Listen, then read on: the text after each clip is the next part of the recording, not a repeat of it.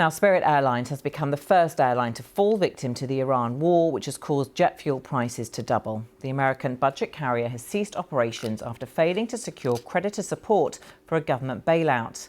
This is a personal blow to President Trump, who'd proposed $500 million of taxpayers' money to save Spirit, despite opposition from some of his closest advisors and many Republicans in Congress. Spirit serves more than 40 cities in the US, along with international destinations in Central and South America, and has its main hub at Fort Lauderdale Hollywood International Airport in Florida. Reports say thousands of jobs will go. Well, let's get more on this with Paul Charles, an aviation consultant and founder and CEO of the PC agency who advises airlines on managing crises. Well, Paul, welcome to you. This is an absolute crisis for this airline, which has now gone under. Tell us more about them. And I guess this was expected given its financial circumstances. Yes, this is the first major airline casualty in the US in 25 years and the first major visible casualty of the Iran war. The writing was on the wall, really, for Spirit in the last few months. It's been through bankruptcy over the last couple of years, but earlier this year was really trying to shrink down in size to save its costs. And eventually, just 24 hours ago, it became very clear that Spirit would be unable to get financial support or backing, enough money from the US government in particular, to be able to carry on trading. And once those rumors start, I'm afraid people stop buying tickets and the airline faces an even more precarious future. Yeah, and to what extent is its bankruptcy and its failings now, it's going into administration, to do with the jet fuel crisis? It's hugely related to the jet fuel crisis. If you're any airline, let alone Spirit, 35% of your fixed costs come from jet fuel. So in the majority of cases, especially in the US, you don't buy jet fuel in advance like many European airlines do at a fixed price. You're buying them on the day at whatever price is available.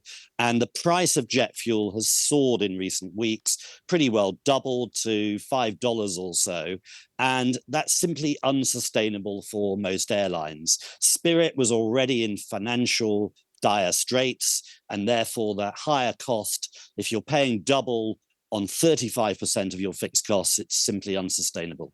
And this crisis and the jet fuel price increase very much down to the war in Iran and the closure of the Strait of Hormuz via which that jet fuel travels. So where is the industry now in terms of looking forward to managing those costs and also trying to mitigate for the fact that jet fuel isn't coming through? Well, in the short term, of course, there are tens of thousands of passengers affected today, some 60 to 80,000 people who will be waking up this morning here in America, and they won't have a flight to be able to take. So in the short term, many tens of thousands of people affected, other carriers trying to obviously sell them tickets at a cheaper price. But other carriers are also in the spotlight. The jet fuel price is so high and so significant a part of daily operations that other carriers themselves are looking at ways to reduce costs and mitigate that higher price. There's no sign of the Iran conflict, as we know, changing hugely in the next few days. Therefore, jet fuel will still be a bit of a commodity in terms of getting hold of it, even if more is produced here in the US to compensate. So airlines all over the world are struggling. They're not going to be profitable at the moment. They are looking for ways to cut their costs.